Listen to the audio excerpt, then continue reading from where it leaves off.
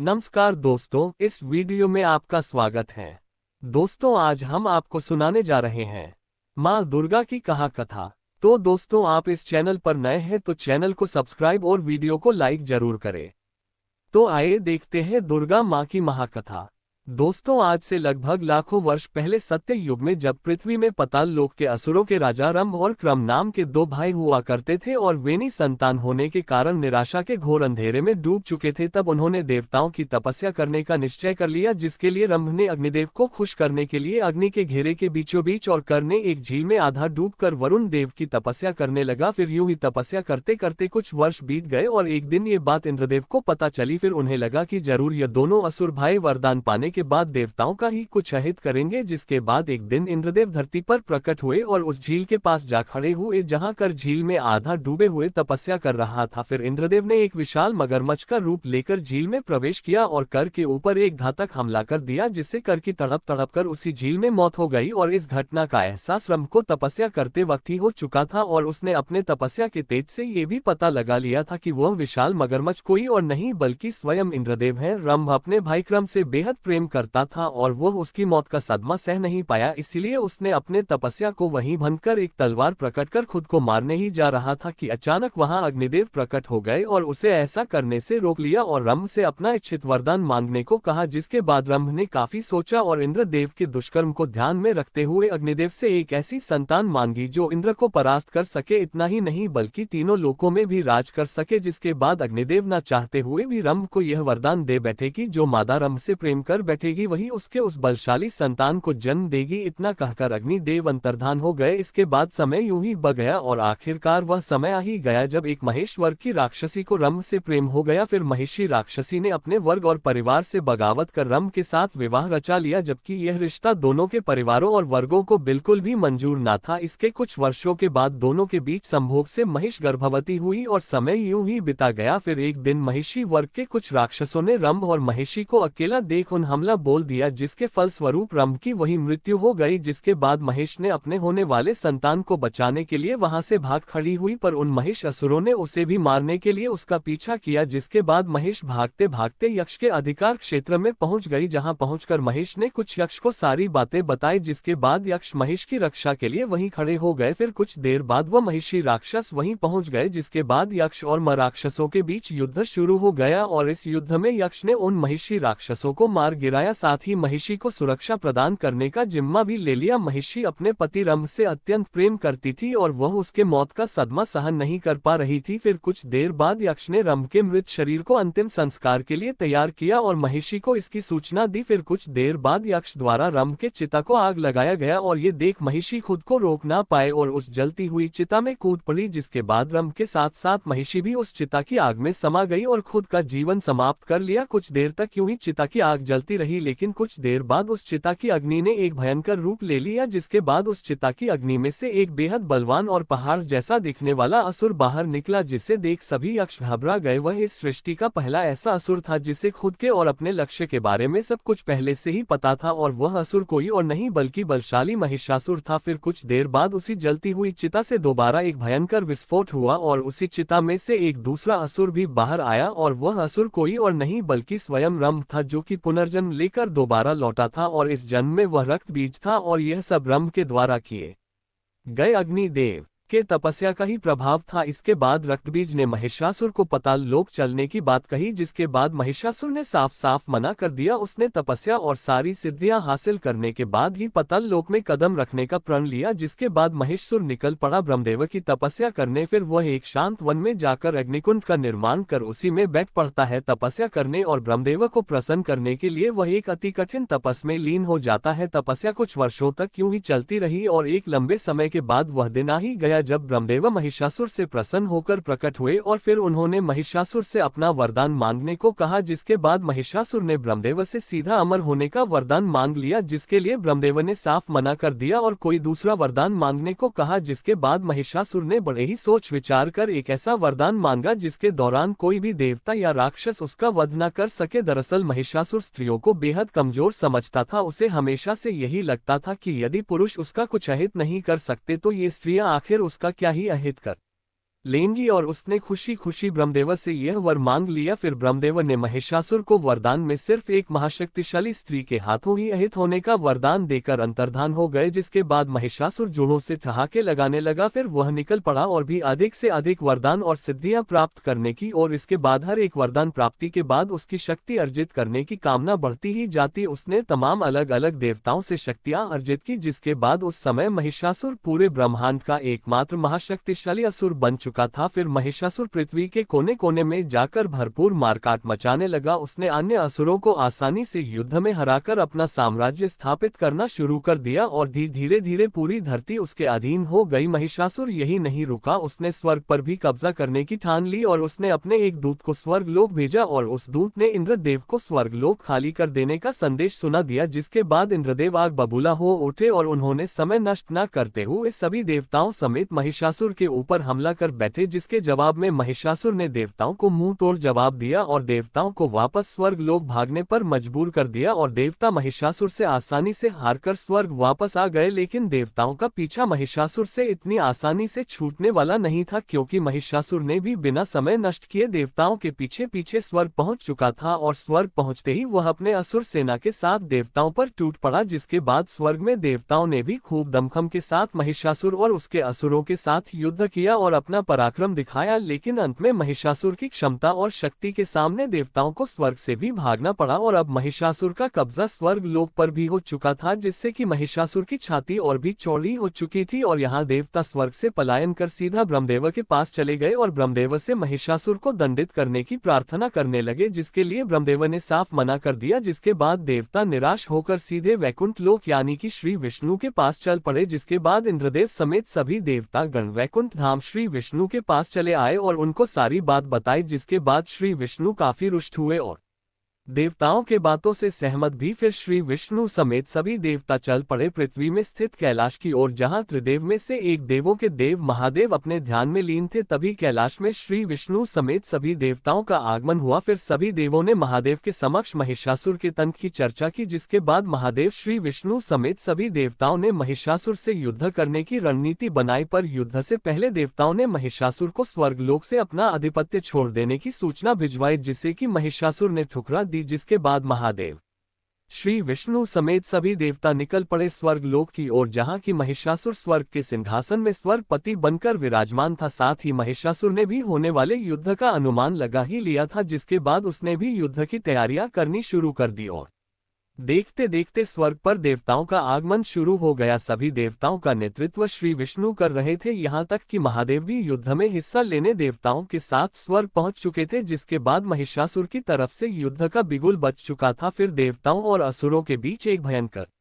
महायुद्ध शुरू हो गया, जिसके बाद श्री विष्णु समेत सभी देवता मिलकर महिषासुर और उसके प्रमुख योद्धाओं के ऊपर टूट पड़े। फिर मसुर ने भी देवताओं के ऊपर बेहद शक्तिशाली प्रहार करना शुरू कर दिया। महिषासुर इंद्रदेव समेत कई देवताओं पर अकेले ही भारी पड़ने लगा, जिसके बाद श्री विष्णु सामने आए और अपने गदा प्रहार से महिषासुर को वहीं धूल चटाने लगे। जिसके बाद महिषासुर एक भैंस का रूप लेकर चल रहे युद्ध के बीच ओझल हो गया और फिर अपने स्पष्ट रूप में आकर देवताओं पर दोबारा से टूट पड़ा, जिससे कि कई देवता जोखिम हो गए। और यहाँ महादेव अपने त्रलस से महिषासुर के आसुरी सेनाओं को मिट्टी में मिलाते जा रहे थे। अपने सेना को समाप्त होता देख महिषासुर ने अपने सिर से अपने सेना को दोबारा से और भी ज्यादा संख्या में उत्पन्न करना शुरू कर दिया और जोरों से ठहाके लगाने लगा। यहाँ महादेव श्री विष्णु और अन्य देव महिषासुर की सेनाओं को हर बार समाप्त करते जाते और महिषासुर हर बार अपने सेना को पहले से भी अधिक संख्या में उत्पन्न करता जाता। काफी समय तक ऐसा ही चलता रहा, जिसके बाद महादेव और श्री विष्णु महिषासुर पे काफी ज्यादा क्रोधित हो उठे और अपने महाअस्त्रों त्रिशूल और सुदर्शन चक्र को महिषासुर पर छोड़ दिया। जिसके बाद महादेव के हाथ से निकला त्रिशूल और श्री विष्णु के हाथ से निकला सुदर्शन चक्र महिषासुर के शरीर से टकराकर वापस अपने स्वामी के ही पास लौट गए, क्योंकि महिषासुर की रक्षा स्वयं ब्रह्मदेव की वह शक्तियां कर रही थी जो महिषासुर ने ब्रह्मदेव से वरदान के रूप में अर्जित की थी। फिर ये देख सभी देवता अचंभे में पड़ चुके थे और वहां महिषासुर जोरों से ठहाके लगाए जा रहा था। फिर अचानक महादेव और श्री विष्णु को ब्रह्मदेव ब्रह्मदेव का संकेत मिला और ब्रह्मदेव ने दोनों त्रिदेव को युद्ध क्षेत्र से वापस लौटने का संकेत दिया, जिसके बाद दोनों त्रिदेव युद्ध क्षेत्र से अंतर्धान हो गए। फिर ये देख सभी देवता भी युद्ध क्षेत्र से दोनों त्रिदेव के पीछे पीछे चले गए, जिसके बाद महिषासुर और उसकी असुर सेना हर्ष उल्लास से इस महायुद्ध को जीतने का जश्न मनाने लगे और यहाँ महादेव श्री विष्णु समेत सभी देवता कैलाश पहुंचे और इसके बाद वहां ब्रह्मदेव भी प्रकट हुए, जिसके बाद महादेव ने ब्रह्मदेव से युद्ध क्षेत्र से वापस बुलाने का कारण पूछा, जिसके बाद ब्रह्मदेव ने महिषासुर को वरदान में दिए गए शर्त के बारे में सभी देवों को दोबारा से याद दिलाया, जिस पर देवताओं ने जवाब दिया कि यह बात तो सभी देव पहले से ही जानते थे, पर वे कर भी क्या सकते हैं, सृष्टि में ऐसी कोई स्त्री है ही नहीं जो महिषासुर के समक्ष ठहर सके। जिस पर ब्रह्मदेव ने कहा कि महिषासुर का अंत करने के लिए एक ऐसी स्त्री होनी चाहिए जिसके पास सभी देवताओं की कुछ कुछ शक्तियां मौजूद हो और उस स्त्री के पास सभी देवताओं की शक्तियों को एक साथ संभाल पाने और उसका सही से इस्तेमाल कर पाने की क्षमता भी हो। जिस पर देवों ने पूछा कि आखिर इस सृष्टि में ऐसी स्त्री है ही कौन, जिसके बाद ब्रह्मदेव के मुंह से देवी पार्वती का नाम निकल पड़ा और उन्होंने कहा कि इस सृष्टि में एकमात्र देवी पार्वती ही है जो सभी देव देवताओं की शक्तियों को एक साथ संभाल सकती है और उसका सही से उपयोग भी कर सकती है। फिर महादेव और श्री विष्णु समेत सभी देव काफी प्रसन्न और उत्साहित हुए, जिसके बाद देवी पार्वती स्वयं का नाम सुनकर सभी देवों के समक्ष आ खड़ी हुई और सभी देवों ने देवी पार्वती को अभिवादन किया, जिसके बाद देवी पार्वती ने भी सभी देवों को अपना अभिवादन दिया। साथ ही सृष्टि के कल्याण के लिए स्वयं को चुने जाने के लिए ब्रह्मदेव का आभार और खुद को अति भाग्यशाली भी बताया, जिसके बाद महिषासुर से एक महाप्रलयनकारी युद्ध करने के लिए महादेव ने देवी पार्वती को अपना त्रिशूल प्रदान किया। इसके बाद श्री विष्णु ने भी देवी पार्वती को अपना सुदर्शन चक्र प्रदान किया, इंद्रदेव ने अपना वज्र प्रदान किया, इसके बाद सूर्यदेव ने अपने रोमकूपों और किरणों का तेज भरकर एक ढाल, इसके अलावा दिव्य तलवार और दिव्य सिंह देवी के सवारी के लिए प्रदान किया। इसके बाद विश्वकर्मा देव ने देवी को एक अभेद कवच प्रदान किया, साथ ही अनेकों अस्त्र भी प्रदान किए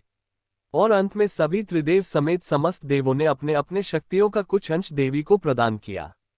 फिर देवी पार्वती ने अपना वास्तविक रूप लिया महाशक्ति देवी दुर्गा का और यहाँ महिषासुर स्वर्गलोक से उबक अब पृथ्वी में ही रहते हुए तीनों लोकों का स्वामी बन बैठा था। पूरे ब्रह्मांड में महिषासुर की ख्याति चल पड़ी थी, वह पृथ्वी समेत पूरे ब्रह्मांड में ज्यादातर राज्यों को जीतकर उनका स्वामी बन बैठा था। और एक दिन जब वह अपने सिंहासन में बैठे अपने असुर सैनिकों को कहीं आक्रमण करने की आज्ञा दे ही रहा था, तभी अचानक उसके राज्य की जमीन त्रने लगी जैसे कि कहीं भूचाल आया हो। पर जब वह अपने महल के बाहर निकला तो उसने देखा कि उसके असुर सैनिकों में भगदड़ मची हुई है। इसके बाद उसका ध्यान दूर से आ रहे विशाल सिंह पर सवार एक विशाल काय स्त्री पर गया, जिसके अनेकों भुजाएं थी, बेहद लंबे बाल हवा में लहरा रहे थे और पूरा जमीन उस स्त्री के आगमन से ही थर्रा उठा था। उस सिंह पर सवार स्त्री को देख महिषासुर अचंभे में पड़ चुका था और वह समझ चुका था कि वह स्त्री अब सीधे उसके राज्य पर ही हमला करने वाली है। फिर महिषासुर ने उस विशाल काय स्त्री को रोकने के लिए अपने सेनापति त्रिनेत्र को लगभग 5 लाख असुर सेना के साथ भेज दिया। फिर त्रिनेत्र और उसके असुर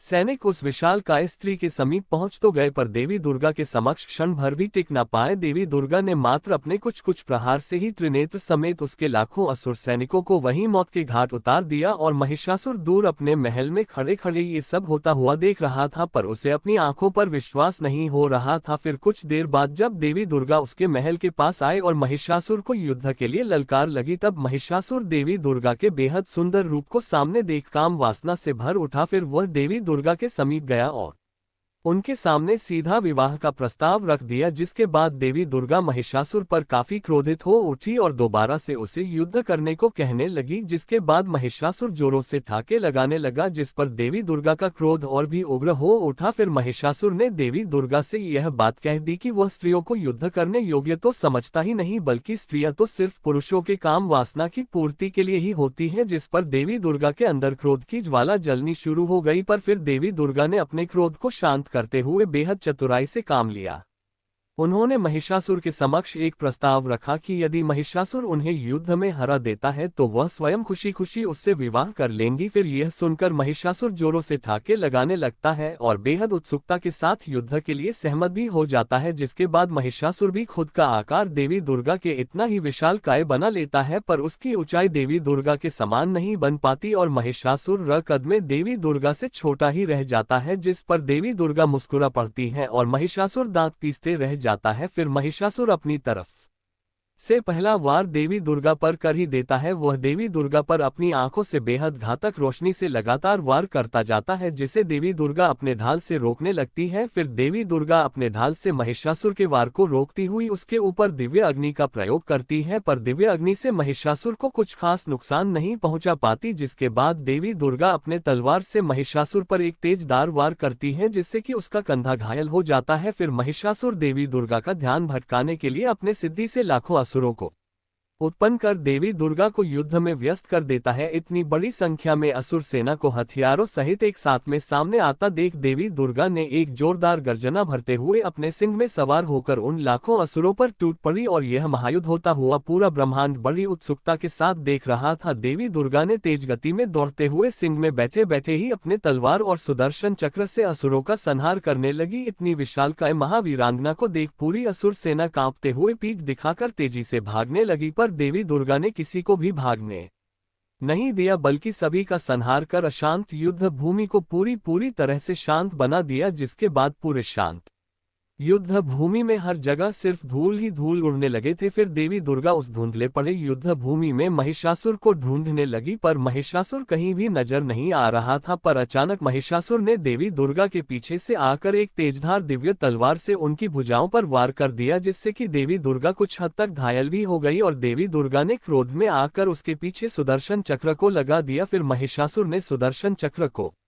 चकमा देने के लिए भैंसा का रूप ले लिया, जिसके बाद सुदर्शन चक्र महिषासुर को कहीं भी न पाकर वापस देवी दुर्गा के पास लौट आया। इसके बाद देवी दुर्गा महिषासुर को फिर से उस धूल से धुंधले हो चुके युद्ध के मैदान में ढूंढने लगी, लेकिन महिषासुर उन्हें कहीं भी नजर नहीं आ रहा था। फिर देवी दुर्गा ने अपने सिंह को महिषासुर को ढूंढने के लिए लगा दिया। समय यूं ही बीतता गया और फिर सिंह ने अचानक भय का रूप लिए महिषासुर को ढूंढ ही लिया और उस पर हमला बोल दिया, पर भैंसा का रूप लिए महिषासुर के समक्ष सिंह ज्यादा समय तक टिक नहीं पाया और उसने सिंह को अपने जोरदार टक्कर से घायल कर दिया। सिंह की पीड़ा गर्जना सुनकर देवी दुर्गा फुर्ती के साथ वहां चली आए और सिंह को सहलाने लगी, पर सिंह ने देवी दुर्गा पर ही हमला कर दिया, क्योंकि दरअसल वह सिंह कोई और नहीं बल्कि सिंह का रूप लिए महिषासुर ही था। जिसके बाद देवी दुर्गा अति क्रोधित हो उठे थी और महिषासुर पर त्रिशूल लेकर कूद पड़ी, पर महिषासुर अपने माया से अचानक वहां से गायब हो गया। यूं ही युद्ध होते होते लगभग 9 दिन बीत चुके थे और अब देवी दुर्गा महिषासुर के साथ साथ अपने सिंह को भी ढूंढने लगी। महिषासुर के छल कपट से देवी दुर्गा अति क्रोधित अवस्था में पहुंच चुकी थी। उनका क्रोध चरम सीमा में था और इसी बीच देवी दुर्गा ने अपने सिंह को मूर्छित अवस्था में देखा। उसे देखते ही देवी दुर्गा समझ गई कि यह उनका अपना सिंह ही है। फिर देवी दुर्गा सिंह की तरफ आगे बढ़ ही रही थी कि दूसरी तरफ से महिषासुर भैंसा का रूप लिए तेजी से देवी दुर्गा की तरफ दौड़ता चला आया और महिषासुर ने अपनी पूरी ताकत लगाकर देवी दुर्गा को बड़ी तेजी से पीछे की तरफ धकेल हुआ काफी दूर लेकर जाने लगा, यहाँ तक कि एक विशालकाय चट्टान को भी ध्वस्त करते हुए महिषासुर देवी दुर्गा को काफी पीछे की तरफ